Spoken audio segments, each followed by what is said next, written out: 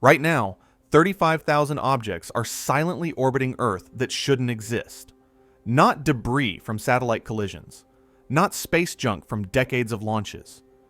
These things were already up there in 1952, photographed on glass plates 5 years before humanity put anything in orbit.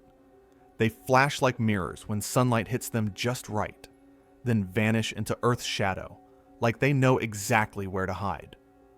Astronomers buried this data for 70 years because it broke every rule we had about the history of spaceflight. But here's what nobody's talking about. They cluster around nuclear tests. They appear in formations. And while everyone watches the interstellar visitor approaching us right now, these objects are still up there, watching us back. Stick around, because the evidence gets deeply uncomfortable from here. Keep watching, because while 3i Atlas drifts farther into the dark, those thousands of objects from the 1950s are still up there, still orbiting, still glinting in Earth's shadow. Subscribe to follow this unfolding mystery, because if the Vasco transients respond to an interstellar visitor the way they responded to nuclear tests, we're about to witness something unprecedented. Something is coming. Right now, as you watch this, an object from another star system is cutting through our solar system at 47 kilometers per second. Its name is 3i Atlas, and it arrived from somewhere beyond our cosmic neighborhood, trailing a glowing tail of carbon dioxide ice. The media calls it unprecedented. Scientists call it a once-in-a-generation opportunity. Everyone with a telescope pointed skyward is watching this interstellar wanderer, trying to decode where it came from and what it might tell us about the universe beyond our sun. But while the world stares upward at this visitor from the stars, a small team of astronomers has been staring backward into our own archives. What they found isn't approaching us from deep space. It's already here. It's been here for 70 years, and it shouldn't exist at all. The object everyone's watching, 3i Atlas, was discovered on July 1st, 2025. It's the third confirmed interstellar object we've ever detected, following the famous cigar-shaped Oumuamua in 2017 and the comet 2I Borisov in 2019. This new visitor moves on what astronomers call a hyperbolic trajectory, which is math speak for saying it's passing through, not staying. It came from somewhere else. It's swinging past our sun, and it's leaving. No collision risk, no danger. Just a cosmic tourist giving us a brief window to study chemistry from another stellar system. Observations from the James Webb Space Telescope revealed something unusual about 3i Atlas. Its coma, that fuzzy cloud surrounding the nucleus, is absolutely loaded with carbon dioxide. We're talking about ice that normally sublimates, turns from solid directly to gas, under specific conditions. The brightness, the composition, the way sunlight interacts with its surface materials all suggest this thing might be more like a comet than an asteroid, though the debate continues. Scientists love debates like this. It means we're looking at something genuinely new, something that doesn't fit neatly into our existing categories. So everyone's excited. Papers are being written, telescopes are being booked, press releases are flowing. The narrative is simple and compelling. A visitor from the stars, here to teach us about the galaxy beyond our small corner of space. But what if that narrative is the distraction?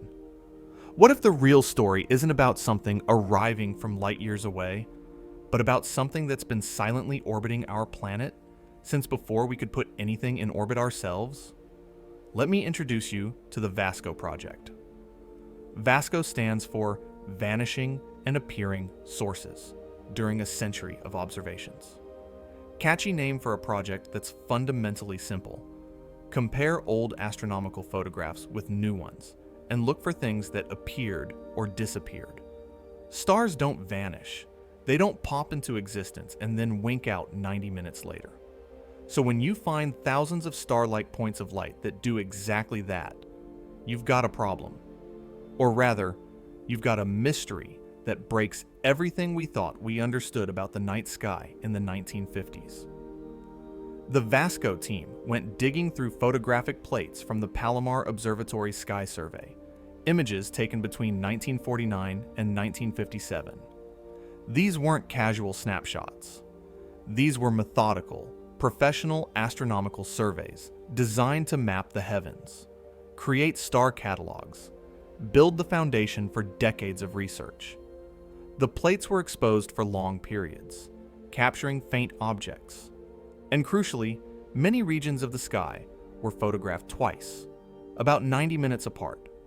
When you compare those paired images, you expect consistency. The stars should be in the same positions. Background galaxies should look identical.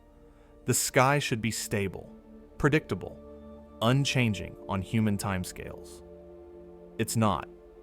The Vasco analysis identified approximately 107,000 transient sources. That's objects that showed up on one plate but vanished from the follow-up image taken 90 minutes later. Now, some of those are going to be artifacts, glitches, processing errors, dust specks on the glass. The team knows this. They've spent years filtering, analyzing, applying statistical corrections. After all that work, they estimate that the Northern Hemisphere alone contained roughly 35,000 high-confidence objects that appeared as point sources, glinted briefly, and then disappeared. Let that number settle for a moment. 35,000 objects in the 1950s, before Sputnik, before any nation on Earth had successfully placed an artificial satellite in orbit. The first satellite, Sputnik 1, launched on October 4th, 1957. That's the official start of the space age. Everything we think of as space infrastructure, every satellite network, every orbital platform, every piece of debris cluttering low Earth orbit, all of it traces back to that moment. Before Sputnik, the sky was supposed to be empty of human-made objects. Before Sputnik, if you saw something moving up there that wasn't a star, a planet, or a meteor, you were looking at something that defied explanation. So what are 35,000 transient sources doing in photographs from the early 1950s? This isn't speculation anymore. This is data. This is archived, peer-reviewed astronomy, sitting in catalogs and databases that anyone with the right access can examine. The Vasco team published their findings in respected journals. The numbers are real. The methodology is sound. The implications are staggering. Think about the model we've been using to understand the possibility of contact, of observation from beyond Earth. The traditional framework is simple. Maybe a probe from another civilization passes through our solar system. Maybe it takes a look. Maybe it sends data home. Maybe it moves on. The whole idea is predicated on something arriving, observing, and departing. A discrete event, a flyby. But what if that model is completely wrong?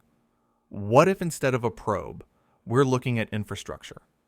What if instead of a visitor, we're looking at a persistent presence?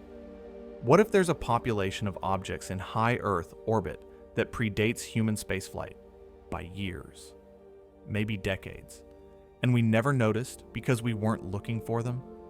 The difference between those two models is enormous. A probe is curious. Infrastructure is purposeful. A probe observes passively. Infrastructure suggests monitoring, coordination, maybe even communication. A probe might be the equivalent of a telescope pointed our way. Infrastructure is the equivalent of a surveillance network already in place, already operational, already watching. Modern orbital debris, all the junk we've left in space from decades of launches and satellite operations, produces a certain density of transient glints when you observe the sky systematically. Astronomers have measured this. It's about 1.7 to 1.8 transient detections per hour per square degree of sky. That's the baseline for a sky cluttered with human technology. The Vasco data from the 1950s? About 1.1 transients per hour per square degree. Not zero. Not some tiny fraction we could dismiss as noise, but comparable. The sky before Sputnik looks almost as crowded as the sky today, at least in terms of brief, bright, unexplained flashes. That shouldn't be possible. So here we are, watching an interstellar comet drift past, marveling at this visitor from beyond, writing headlines about cosmic wanderers and galactic chemistry. Meanwhile, buried in 70-year-old glass, plates, there's evidence that something has been here all along, orbiting silently above us, glinting in the sunlight, vanishing, and reappearing in patterns that suggest coordination, purpose, design. If there were thousands of objects orbiting Earth before we could put anything in space, what are they? And why did it take us 70 years to notice? This isn't folklore. This isn't blurry photographs passed around on conspiracy forums. This is institutional astronomy, conducted by serious scientists, using data that's been sitting in archives for longer than most of us have been alive. The mystery isn't that the data is hidden. The mystery is that nobody thought to look at it this way until now. The Palomar Observatory Sky Survey, often abbreviated as POSSI, represents one of the most ambitious astronomical projects of the mid-20th century. Between 1949 and 1957, astronomers systematically photographed the entire night sky visible from Southern California using a 48-inch Schmidt telescope. The goal was simple: create a comprehensive photographic atlas of the heavens for future research. These plates would become reference images for generations of astronomers studying everything from star formation to galaxy evolution. The survey used glass photographic plates, large format negatives that captured light over long exposure times. This wasn't digital imaging with pixels you could manipulate. This was chemistry. Photons hitting a light-sensitive emulsion, creating a permanent record of what was up there when the shutter opened. Each plate covered several square degrees of sky. Each exposure lasted long enough to capture faint objects that would never show up in a quick snapshot. And crucially, for many regions of the sky, the survey protocol called for paired observations. Take one plate. Wait about 90 minutes. Take another plate of the same field. The delay had a simple purpose. It helped astronomers distinguish between objects that move quickly, like asteroids in our solar system, and objects that are effectively stationary on these timescales, like distant stars. When you've got paired images separated by 90 minutes, you can do something powerful. You can look for things that changed. Stars shouldn't change. They're so far away that their positions appear fixed over human lifetimes. Galaxies definitely don't move. So if something shows up in the first image, but not the second, or vice versa, you've found something unusual. This is exactly what the Vasco team exploited. They took the digitized versions of these old plates, now stored in databases like the USNO-B catalog, and started comparing them systematically. They wrote algorithms to identify point sources, star-like objects that appeared in one exposure but not in its paired counterpart.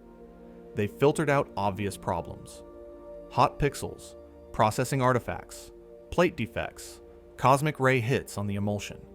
What survived the filtering process was shocking: 107,000 transient detections across the survey area. That's the raw count. When you apply statistical corrections, account for the known sources of false positives, and focus on the most credible candidates, you still end up with an estimate of roughly 35,000 real objects in the northern hemisphere alone. Objects that glinted, shone bright enough to be recorded on the plate, and then vanished within 90 minutes. Now, let's calibrate this number against what we know produces glints in modern astronomy. Today's sky is full of satellites, thousands of them.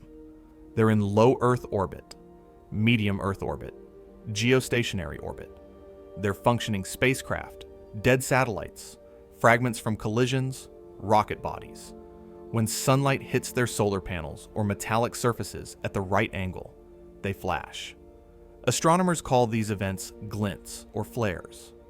They're predictable, trackable, and they happen all the time. Modern surveys detect transients at a rate of about 1.7 to 1.8 per hour per square degree of sky. That's the noise floor created by human space activity in the 21st century. It's the background hum of orbital debris and active satellites reflecting sunlight down to observatories on the ground. The Vasco data from the 1950s shows a rate of about 1.1 transients per hour per square degree. Pause on that. We're not talking about a sky that's completely empty with a handful of weird anomalies. We're talking about a sky that's already cluttered, already producing glints at a rate that's only slightly lower than what we see today, in an era when thousands of satellites and tons of debris circle the planet. But in the 1950s, there was no debris. There were no satellites. Sputnik didn't launch until October 1957, right at the tail end of this survey period. Before that, the only things humans had put into space were sounding rockets that went up and came straight back down. We had no orbital infrastructure. None. So where were the glints coming from? The scientific community's first instinct, when confronted with anomalous data, is to look for mundane explanations. Maybe these transients are just defects in the photographic process. Maybe they're dust particles on the plates. Maybe they're chemical imperfections in the emulsion that happen to look star-like. Maybe they're reflections or light leaks in the camera system. The Vasco team anticipated all of this. They spent years developing methods to distinguish real astronomical events from plate artifacts. They looked at the distribution of transients across the plates. If these were random defects, you'd expect them to be scattered uniformly, with clustering near physical damage or processing irregularities. Instead, the transients show patterns. They cluster temporally. They show spatial correlations with historical events. They respond to geometric conditions in ways that defects simply wouldn't. And then there's the killer test, the one that's hardest to explain away with mundane alternatives. The shadow test. Here's the logic. If these transient sources are physical objects reflecting sunlight, then they should behave like anything else that relies on illumination. When Earth blocks the sun's light, casting its shadow into space, objects in that shadow go dark. They stop reflecting. They disappear from view, not because they've moved away or stopped existing, but because the light source is temporarily blocked. Earth's shadow extends into space in a cone shape, stretching far beyond low orbit. High-altitude objects, things in medium or geosynchronous orbit, can pass through this shadow. When they do, they should vanish from telescopes down on Earth's surface, at least the ones detecting them via reflected sunlight. The Vasco team calculated where Earth's shadow would have been during each observation. Then they looked at the distribution of transients. The result? Approximately 33% fewer transients detected in the region of Earth's shadow compared to the surrounding sky. That's not a subtle effect. That's a strong statistical signal, and it's devastating to the artifact hypothesis. Plate defects don't care about Earth's shadow. Dust specks don't disappear. When sunlight is blocked in orbital space, hundreds or thousands of kilometers away, chemical irregularities in the emulsion don't know where the terminator line is, but physical objects reflecting sunlight absolutely would show this pattern. They need light to be visible. Block the light, and they go dark. It's basic physics, and the data confirms it. What does that tell us about the nature of these objects? First, they're high enough that Earth's shadow matters. That rules out atmospheric phenomena. It rules out things on the ground. Second, they're reflective. They're bouncing sunlight back toward Earth. And third, they're transient.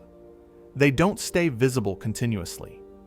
Either they're moving in and out of view, or they're rotating and only occasionally presenting a reflective surface toward our telescopes. Put it all together, and you've got something that looks an awful lot like a population of artificial objects in high Earth orbit, glinting when sunlight hits them at the right angle, disappearing when geometry or shadow conditions change. The plates sat in archives for decades. They were digitized, cataloged, used for star position measurements and proper motion studies. Hundreds, maybe thousands of astronomers looked at this data. But nobody was searching for transients. Nobody was asking whether the 1950s sky might already contain orbital objects. The question didn't even make sense to ask.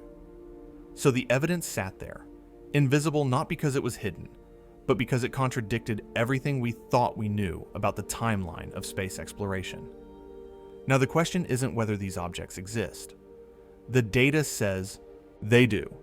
The question is what they are. What kind of physical object fits all these observational patterns, reflective and ephemeral, and absolutely, definitively present before humanity launched its first satellite? If the dots on those old plates were just glitches in the glass, just random defects in the photographic emulsion, they wouldn't know where to hide. They wouldn't care about geometry. They wouldn't respond to the position of Earth's shadow stretching into space like a cosmic spotlight turned off. But they do. When you accuse someone of seeing patterns that aren't there, you're invoking a reasonable skepticism. Human brains are wired to find meaning in noise, faces in clouds, conspiracies in coincidence. Scientists know this. They build careers on filtering signal from static. So when the Vasco team first published their findings about thousands of pre-Sputnik transients, the default response from the broader community was predictable. Interesting, but probably artifacts. Artifacts are the bane of observational astronomy. Every telescope, every detector, every photographic process introduces its own signature of errors. Dust on a lens, cosmic rays hitting a CCD chip, processing chemicals that didn't spread evenly across a glass plate. These things create false detections constantly. Any astronomer who's analyzed data knows to expect them and build filtering procedures to remove them. So the criticism was fair. Prove these aren't just defects. Prove there's something physical happening. The Vasco team proved it with geometry. Earth's shadow in space isn't complicated. When the sun shines on our planet, it creates a cone of darkness extending away from the night side. This shadow has a specific shape and position that depends on Earth's location in its orbit and the time of observation. Any object in space that relies on reflected sunlight to be visible will disappear when it enters this shadow zone. Satellites do this all the time. Watch the International Space Station track across the evening sky, and you'll see it happen. The station is bright, reflecting sunlight even though it's nighttime on the ground where you're standing. Then suddenly it vanishes, not because it stopped existing, but because it flew into Earth's shadow. This is basic orbital mechanics. This is 9th grade science class geometry. But it's also a perfect test for distinguishing physical objects from plate defects. If these transient sources were just flaws in the photographic process, random specks, or processing irregularities, they should be distributed randomly across the plates. There's no reason a dust particle or chemical imperfection should preferentially avoid the region of sky where Earth's shadow happens to be during an observation. Defects don't know about orbital geometry. They don't respond to sunlight conditions hundreds of kilometers above the surface. But reflective objects in orbit absolutely do. The team calculated the expected position of Earth's shadow for each observation time in the POSS survey. They mapped out which parts of the sky should contain objects in shadow and which parts should contain illuminated objects. Then they counted transients in both regions. The result was unambiguous. Approximately 33% fewer transients in the shadow zone compared to the illuminated regions. That's not a marginal difference. That's not something you can wave away with statistical uncertainty. That's a stark, clear pattern that screams physical causation. Think about what this means mechanically. These objects are far enough from Earth that the shadow matters. Low-orbit satellites, things a few hundred kilometers up, spend very little time in Earth's shadow during typical observation geometries. The shadow effect becomes significant for objects in medium or high orbits, thousands of kilometers up, where the geometry allows for longer shadow transits. So we're not talking about low-flying debris or atmospheric phenomena. We're talking about objects at significant altitude, high enough that eclipses by Earth are a major factor in their visibility. Next, consider what it means that they respond to illumination. These things are reflective. They're bouncing sunlight back toward the ground-based telescopes. That requires surfaces with decent albedo. Surfaces that aren't just absorbing light, but scattering it in directions that happen to include Earth's observatories. Random rocks don't do this efficiently. Ice can do it. Polished metal can do it. Flat surfaces oriented properly can do it. The brightness of these transients, when they appear, is consistent with something small but highly reflective. Not a massive asteroid. Not a natural satellite kilometers across. Something smaller, something optimized for visibility through reflection rather than thermal emission or intrinsic luminosity. And then there's the transient nature itself. These objects flash. They appear in one 90-minute exposure, but not the next. That behavior is consistent with rotation, with surfaces that only reflect sunlight in specific orientations. Imagine a flat mirror tumbling in space. Most of the time, it's not oriented to send light your way, but occasionally, as it rotates, the geometry lines up perfectly, and you get a brief, intense glint before it rotates out of alignment again. That's exactly what you'd see if you had a population of flat, reflective objects in high orbit, tumbling or rotating, catching sunlight at random intervals. It's also exactly what you wouldn't see from stars, galaxies, or any conventional astronomical source. Stars don't vanish in 90 minutes. They don't care about Earth's shadow because they're light years away. Galaxies are even more stable. Asteroids in our solar system move, sure, but their motion is predictable and continuous, not flickering on and off. The shadow test doesn't just argue against plate defects. It argues for a specific class of physical object: reflective, high altitude, ephemeral, objects that need sunlight to be seen and that disappear when that sunlight is blocked. Now you might ask, couldn't these be natural phenomena? Maybe some kind of high-altitude atmospheric effect? Maybe ice crystals or meteor debris catching light in unusual ways? The altitude rules that out. The shadow geometry proves these objects are well above the atmosphere, and the distribution rules out random meteor activity. Meteors produce streaks on long exposure photographs because they're moving fast through the field of view. These transients appear as point sources, star-like, which means either they're stationary relative to the background stars during the exposure, or they're moving in ways that don't produce elongation. Stationary relative to stars means they're either incredibly distant or they're co-rotating with Earth. Given the shadow effect, incredible distance is ruled out. That leaves co-rotation, which means orbiting. We keep coming back to the same conclusion. The simplest explanation that fits all the observational constraints is that these are artificial objects in high Earth orbit, placed there before humanity had the capability to do so. That sentence should make you uncomfortable. It should violate your sense of historical continuity. But the data doesn't care about our comfort. The data says what it says. Thousands of reflective objects, responding to orbital geometry, present in the 1950s before Sputnik. So if they're real, if they're physical, if they're in orbit, what are they and how do they behave? These glints don't behave like random space junk. They behave like machines. When you observe the night sky with long exposures, moving objects leave trails. Satellites create streaks across the frame because they're moving relative to the background stars faster than the camera can freeze their position. Airplanes do the same thing. Even fast-moving asteroids will show elongation, a smear that tells you something is in motion during the exposure. The Vasco transients don't do that. They appear as point sources. Sharp, star-like, spatially compact.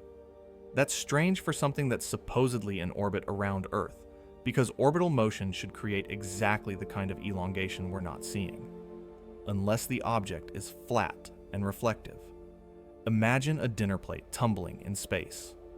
Most of the time, the plate is edge-on or tilted away from you. You can't see it. It's not reflecting light in your direction. But occasionally, as it tumbles, the flat surface rotates into alignment with the sun, your eye, and Earth's surface. Suddenly, for a brief moment, you get a flash. The plate acts like a mirror, sending a concentrated beam of reflected sunlight straight at you. Then, it rotates past that orientation and the flash disappears. That's specular reflection. That's mirror-like behavior. And that's exactly what these transients look like. If you wanted to design an object to produce brief, intense glints without creating streaks on long exposure photographs, you'd make it flat. You'd give it a highly reflective surface. You'd orient it so that it only sends light towards specific directions during specific rotational phases. This isn't hypothetical. This is how certain types of satellites work. Solar panels, flat antenna arrays, reflective thermal blankets, all of these can produce intense glints when the geometry aligns. But we're supposed to be looking at the 1950s. We're supposed to be before the era of artificial satellites. The point source nature of these transients tells us something else. They're small. If these were large objects, even flat ones, you'd expect some spatial extent in the images, some hint of structure. But they appear star-like, which means they're either genuinely tiny or they're far enough away that their size is below the resolution limit of the telescope. Given the brightness, given the shadow behavior, given the transient nature, small and close fits better than large and distant. So we're looking at a population of small, flat, highly reflective objects in high Earth orbit. That's already strange enough. But the weirdness compounds when you look at specific events in the dataset. 1952 was a busy year for transients. The Vasco analysis flagged multiple instances where several transient sources appeared simultaneously in close spatial proximity, not scattered randomly across the sky, but clustered together as if they were coordinated. The most striking case involves 5 transients appearing at the same time in a small region of sky. 5 separate point sources, all flashing, all recorded on the same plate, all vanishing by the next observation 90 minutes later. The team calculated the probability of this happening by chance, by random coincidence. The odds are astronomically low. You'd expect to see this kind of clustering maybe once in the entire dataset if it were purely random. But it happened. And it wasn't the only case. There's another instance with 3 simultaneous transients in close proximity. Again, the probability of random alignment is vanishingly small. Again, it happened. What does clustering mean? If these objects are independent, randomly distributed, you shouldn't see them appear together more often than chance allows. But if they're part of a coordinated system, if they're networked or operating under some kind of shared control, then clustering makes sense. Formation flying, distributed sensor networks, nodes in a larger infrastructure. Think about how modern satellite constellations work. Starlink, for example, deploys hundreds of satellites in coordinated patterns to provide coverage. Each satellite is part of a network. They're not randomly scattered. They're positioned deliberately to maximize efficiency. If you were looking at Starlink from the perspective of the 1950s, before you knew what it was, you'd see exactly this kind of clustering. Multiple objects appearing together, moving in formation, disappearing as they rotate out of reflective alignment or pass into shadow. Now, 1952 isn't just significant for the transient clustering, it's also famous for something else entirely. July 1952, Washington, D.C. Multiple nights of radar returns, showing unidentified objects over the Capitol. Visual sightings by pilots. Air Force interceptors scrambled. Front page headlines. It's one of the most famous UFO incidents in American history, often called the Washington Flap. And it happened at the same time the Vasco data shows a spike in transient detections. Coincidence? Maybe. Temporal correlation doesn't prove causation, but it's worth noting that the 1950s were full of these kinds of coincidences. UFO waves, periods of intense sighting reports, often coincided with unusual activity in the sky that radar and visual observers couldn't explain. If you're tracking objects in orbit that occasionally flash brightly enough to be seen from the ground, and if those objects are part of a larger system that sometimes becomes more active or more visible, you'd expect exactly this kind of temporal overlap. Ground observers see lights. Radar picks up returns. Photographic surveys capture transients. The triple transient case is particularly interesting because it has no known natural explanation. 3 separate objects, all flashing simultaneously in a tight spatial configuration. Stars don't do that. Asteroids don't do that. Atmospheric phenomena don't do that. The only scenarios that fit involve either incredible coincidence or coordinated activity. Let's assume for a moment that these objects are part of a system, not individual craft buzzing around independently, but nodes in a network. Think less like drones and more like routers. Think infrastructure rather than vehicles. What would such a system look like? You'd want coverage, you'd want persistence, you'd want low energy requirements because you're going to be up there for a long time without resupply. Flat reflective surfaces make sense because they're passive. You don't need onboard power to reflect sunlight. You don't need fuel. You just need to maintain orbit and occasionally present the right surface to observers on the ground. Why would you want to be visible occasionally? Maybe visibility isn't the goal. Maybe these flashes are side effects of orientation changes needed for other purposes. Communication, for example. A network of reflective objects could relay signals by precisely orienting mirrors to bounce light or radio waves between nodes. Or maybe the visibility is intentional. Maybe the system wants to be seen, at least occasionally, by anyone who's paying close enough attention. Either way, we're looking at behavior that's hard to reconcile with random natural phenomena. We're looking at patterns that suggest purpose, coordination, design. Which brings us to the next uncomfortable question. If this system has been operating for 70 years, what else has it been watching? There's a statistical coincidence, and then there's a pattern. This is a pattern. The 1950s were defined by 2 things: the beginning of the space age and the peak of atmospheric nuclear testing. Between 1949 and 1963, the United States and Soviet Union detonated hundreds of nuclear weapons in the atmosphere, creating artificial suns that could be seen from hundreds of kilometers away, releasing electromagnetic pulses that disrupted radio communications, and sending radioactive fallout drifting across continents. These tests weren't subtle. They were massive releases of energy, visible from space, detectable by seismographs worldwide. If you wanted to monitor human technological capability, nuclear testing would be the thing to watch. It's the clearest possible signal that a species has reached a certain threshold of destructive potential. The Vasco team didn't just count transients. They looked for correlations.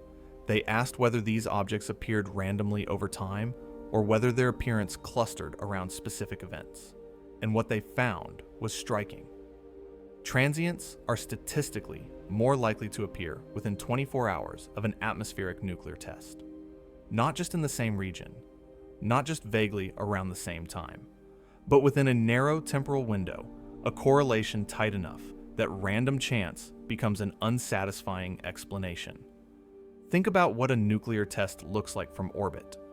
You get an enormous flash of visible light, a fireball that burns hotter than the surface of the sun. You get a massive pulse of gamma rays and X-rays. You get shock waves propagating through the atmosphere. You get electromagnetic disturbances that ripple outward, interfering with radio signals and creating aurora-like effects in the ionosphere. If you're monitoring Earth from above, this is the kind of event you can't miss. It's loud, bright, and energetic across multiple wavelengths. The correlation between transients and nuclear tests suggests that whatever these objects are, they respond to nuclear activity. Either they're activated by the events, changing their orientation or behavior to become visible, or they're positioned deliberately to observe the tests and their appearance is a side effect of that positioning. The 1950s saw two major categories of nuclear tests: surface detonations, where bombs were exploded on towers or at ground level, and airburst tests, where weapons were detonated at altitude to maximize blast effects. Both types produce distinctive signatures. Both types correlate with transient spikes in the VASCO data. Now, layer on the UFO context.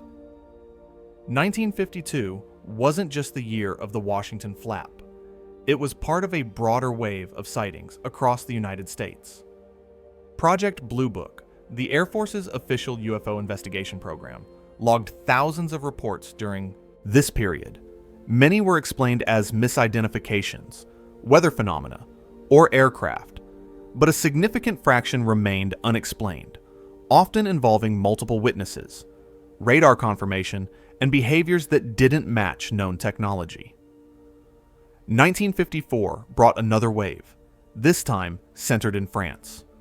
Hundreds of sightings reported by credible witnesses, including police officers, pilots, and military personnel.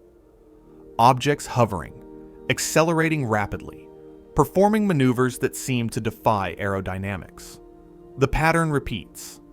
High activity in the transient data coincides with high activity in UFO reports. You can interpret this in two ways. Either the transients are related to the UFO sightings, meaning people are seeing the same objects from different perspectives, or the transients represent a monitoring system that becomes more active during periods when something else is going on. Let's explore the first hypothesis. The objects are monitoring nuclear activity. This makes strategic sense. If you're observing a developing technological civilization, nuclear capability represents a major milestone. It's the moment when a species gains the ability to destroy itself on a global scale. It's also the moment when certain kinds of space exploration and propulsion become feasible. Nuclear rockets, nuclear power sources for deep space probes, these technologies flow from the same physics that makes bombs possible. A surveillance system designed to track human technological progress would absolutely prioritize nuclear events. You'd position sensors to observe test sites. You'd record detonations, measure yields, track fallout patterns. You'd want to know how quickly the capability is spreading, who has it, how it's being refined. The temporal correlation supports this. Transients spike around tests, suggesting the objects are either repositioning to get better observation angles or activating sensors that happen to reflect sunlight as a side effect. But there's another interpretation, one that's weirder. What if the tests aren't being observed passively? What if they're triggering responses? Think about it this way. You've got a network of objects in high orbit, dormant most of the time, minimizing energy use. Then suddenly there's a massive energy release on the surface below, a nuclear detonation. That energy propagates upward, disturbing the ionosphere, creating electromagnetic noise. Maybe that disturbance acts as a signal. Maybe the objects wake up, reorient, activate whatever systems they have for close observation. In this model, the transients aren't scouts actively searching for tests. They're prepositioned nodes that respond to stimuli, like sensors in a burglar alarm that only activate when motion is detected. Either way, you end up with the same observational result: a correlation between nuclear activity and transient visibility. The 1950s were also the height of Cold War paranoia.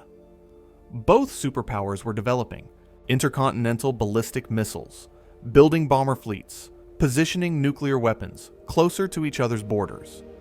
The strategic environment was tense, volatile, and rapidly evolving. If you wanted to monitor this situation from outside, you'd focus on nuclear capability and delivery systems. You'd watch test sites, missile ranges, bomber bases. The Vasco transients cluster over North America and Europe, the primary theaters of Cold War competition. That's not random. That's where the tests were happening. That's where the technology was advancing fastest. UFO reports from this era often describe objects hovering near military installations, particularly ones associated with nuclear weapons. Malmstrom Air Force Base, for example, which housed intercontinental ballistic missiles, has a long history of UFO incidents. Same with other nuclear facilities. The pattern is consistent enough that some researchers have proposed a monitoring hypothesis specifically tied to nuclear technology. The Vasco data lends quantitative support to that hypothesis. You don't just have anecdotes anymore. You have thousands of data points showing objects in orbit that respond to nuclear events. So we've got a system that's been here since at least the late 1940s. It's persistent, not transient. It responds to specific stimuli, particularly nuclear tests. It clusters in ways that suggest coordination rather than random distribution, and it predates human space capability by nearly a decade. That's not a visitor. That's surveillance infrastructure. And if it's been watching us for 70 years, what else might it have observed? Once you see a pattern, everything else starts connecting in ways you didn't expect. We've been talking about objects in Earth orbit, but let's zoom out for a moment. Let's talk about what's happening in deep space, in the regions between stars where interstellar objects drift for millions of years before passing close enough to a sun for us to detect them. Oumuamua, 2017. The first confirmed interstellar object, the one that started this whole conversation about visitors from other stellar systems. It was strange from the beginning. The shape, inferred from how its brightness varied over time, suggested something elongated, maybe cigar-shaped, maybe disc-like. Nobody was sure. Then came the acceleration, the non-gravitational push that nudged it slightly off the trajectory pure gravity would predict. Comets do this. When ice sublimates, when frozen volatiles turn to gas and vent into space, they create thrust. It's called outgassing, and it's well understood. But Oumuamua didn't show the expected signs of outgassing. No coma, no tail, no spectroscopic evidence of water or carbon dioxide, just this weird acceleration that couldn't be explained by the usual cometary physics. Scientists proposed all kinds of natural explanations. Maybe it was made of pure nitrogen ice, something that wouldn't produce a visible coma.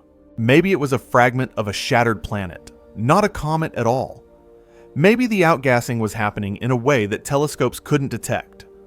All plausible, all reasonable, but also all somewhat unsatisfying because they required stacking assumptions to make the object fit into categories we already understood. Then came 2I Borisov in 2019. This one was easier.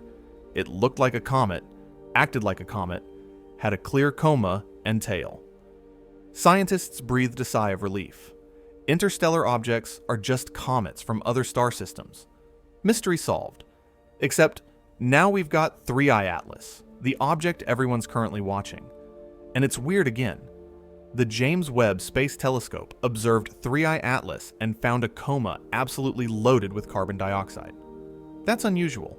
Most comets are dominated by water ice with smaller amounts of carbon monoxide and other volatiles.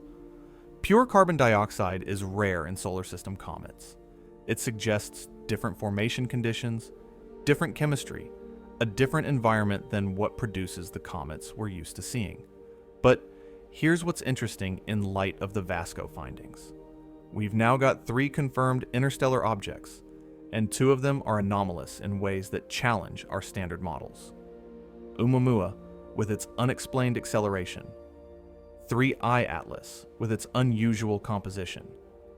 And we've got a growing realization that interstellar space might be full of these things, far more than we previously estimated. just waiting to pass close enough to a star for us to detect them. What if some of these objects aren't entirely natural? What if the galaxy is full of probes, monitoring systems, infrastructure left by civilizations that developed long before us and spread their technology across interstellar distances? This idea isn't new. It's called the Bracewell probe hypothesis, proposed in the 1960s by Ronald Bracewell. Instead of broadcasting radio signals and waiting for replies across light years, you send physical probes to other star systems. The probes sit quietly, monitoring, waiting for signs of technological activity. When they detect something interesting, like radio transmissions or nuclear detonations, they activate, report back, maybe even make contact. The VASCO data gives this hypothesis new weight. If there are thousands of objects in Earth orbit that predate Sputnik, objects that respond to human activity, then the Bracewell model isn't just theoretical, it's observational. And if Earth has a monitoring system in orbit, why wouldn't other stars? Oumuamua's trajectory brought it from the general direction of Vega, a bright star about 25 light-years away. It passed through our solar system, swung around the sun, and left. If it was a probe, it would have had months to observe Earth, measure our emissions, catalog our satellites, and report findings back to wherever it came from. 3I Atlas is approaching from a different direction, moving through the solar system on a path that will bring it relatively close to the sun before it continues outward. If it's a probe, it's doing the same thing, watching, recording, sending data somewhere. The natural explanation is still the most likely. These are probably just comets and asteroids, fragments of planetary systems that got ejected billions of years ago and have been drifting through interstellar space ever since. Probability favors random natural objects over designed technology. But probability also said there shouldn't be thousands of objects in Earth orbit before Sputnik. Probability said the 1950s sky should be clean, empty, devoid of artificial transients. And yet, when you reinterpret one dataset, when you discover that something you thought was impossible is actually real, it changes how you look at everything else. Suddenly, the anomalies in other datasets don't seem so dismissible. Suddenly, the unexplained accelerations and unusual compositions start looking less like noise and more like signals. Consider the sheer number of interstellar objects that must be passing through the solar system undetected. Recent estimates suggest there could be several per year, most of them too small or too dark, or on trajectories that don't bring them close enough to the sun for our surveys to spot them.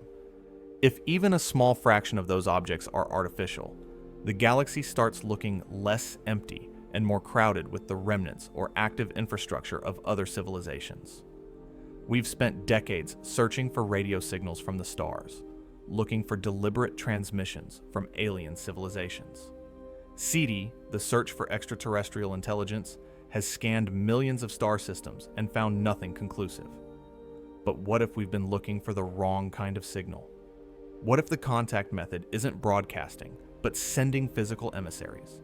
Quiet objects that drift through star systems, observe, and report. If that's the paradigm, then every interstellar object becomes a potential candidate for inspection. Every anomaly in composition or trajectory becomes a question worth asking. The VASCO transients didn't show up because someone went looking for alien technology. They showed up because astronomers were building star catalogs and happened to compare images systematically. The discovery was accidental, a byproduct of routine science. How many other discoveries are sitting in datasets right now, invisible because we're not asking the right questions? Astronomy is full of unexplained phenomena. Fast radio bursts, brief intense pulses of radio energy from distant galaxies. Tabby's star, a star whose brightness dips in ways that don't match any known natural process. The WOW signal, a single powerful radio transmission detected in 1977 that's never been seen again. Most of these probably have natural explanations. The universe is weird, Physics does strange things at extremes of temperature, density, and energy. But maybe some of them don't. Maybe some of them are artificial. And maybe we've been filtering them out because they don't fit our expectations of what natural phenomena should look like. The Vasco discovery teaches us something important. Evidence can hide in plain sight for decades if the question hasn't been asked yet. The plates from the 1950s were public, digitized, accessible. Any astronomer could have looked for transients, but nobody did until the Vasco team thought to try. What else are we missing? The future we're building may mirror the weirdness we're discovering. Let's recap what we know. Thousands of objects in high Earth orbit before Sputnik.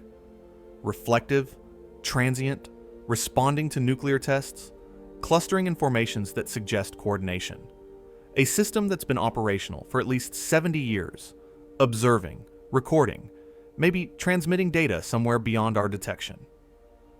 Now let's talk about what we're building right now, in 2025, with current technology. Artificial intelligence has reached a level where autonomous systems can operate for extended periods without human oversight. Satellites are being designed with onboard AI that can reorient themselves, prioritize targets, manage power budgets, and execute complex tasks based on sensor input. We're launching constellations of thousands of small satellites, distributed networks that work together to provide global coverage for communications, imaging, and data relay. These systems are efficient, low power, and highly capable. They're exactly the kind of infrastructure you'd design if you wanted persistent surveillance with minimal energy requirements. Now imagine scaling that technology up by a few decades or centuries.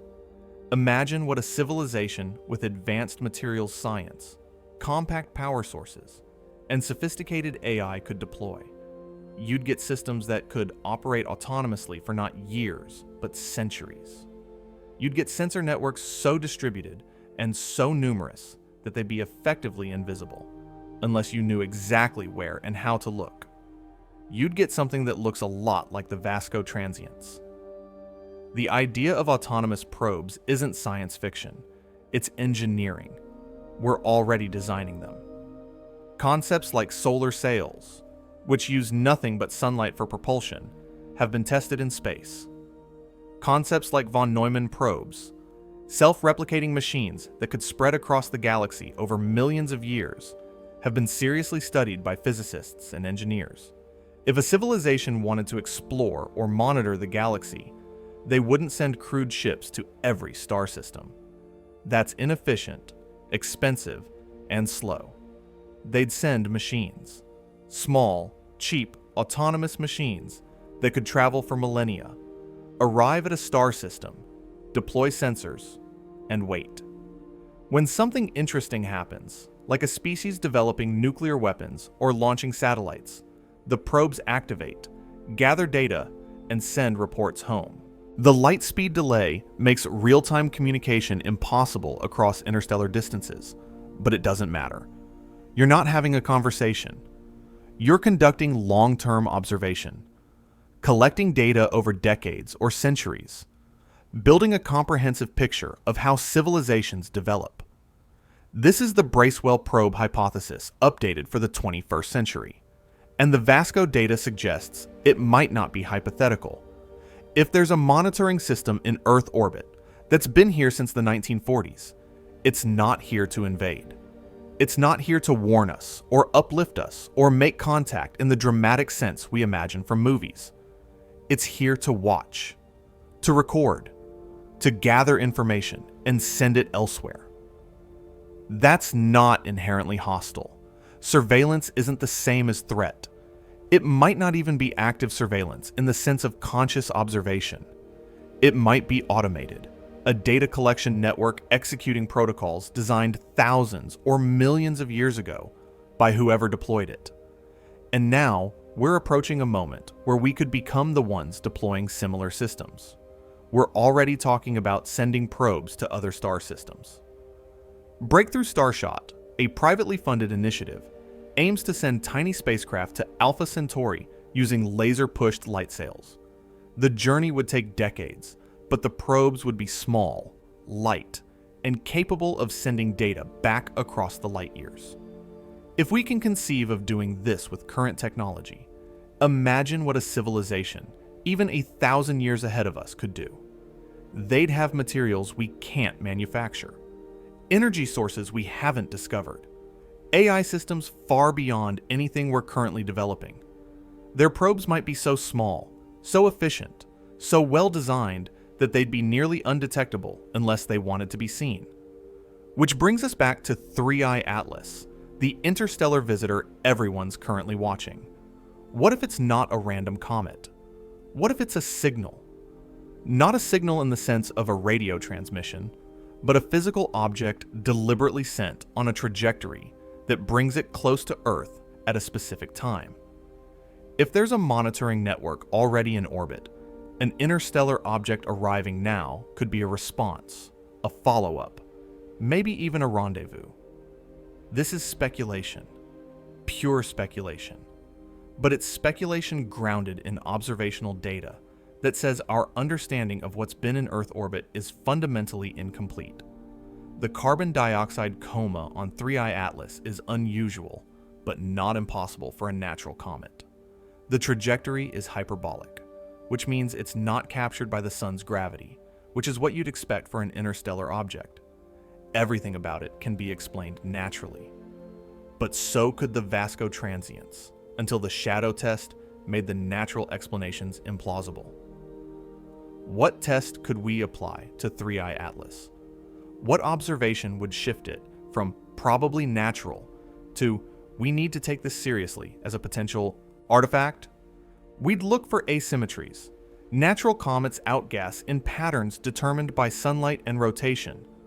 Artificial objects might show thrust vectoring, deliberate course corrections, changes in behavior that don't match passive physics. We'd look for emissions in unexpected wavelengths, maybe radio transmissions or laser pulses. We'd look for surface features that seem too regular, too structured. So far, nothing like that has been detected. 3I Atlas looks like a comet. But then again, the Vasco transients looked like plate defects until someone checked whether they responded to Earth's shadow. The future we're building is one where autonomous systems are normal, where distributed sensor networks monitor everything from climate to military activity, where AI makes decisions without human input because humans are too slow or too far away. We're creating a world where surveillance infrastructure is ubiquitous, invisible, and persistent. And we're discovering that this kind of infrastructure may already exist around Earth, predating our own technology by decades. Maybe that's the real message. Maybe the cosmic visitor isn't here to warn us. Maybe it's here to wake up something that's always been listening. Maybe the thousands of objects the Vasco team found aren't dormant. Maybe they're active, operational, transmitting data to whoever placed them there, reporting that the species they've been watching has finally reached a point where it can detect them. And now that we've seen them, now that we know they're there, the question isn't what they are. The question is what happens next.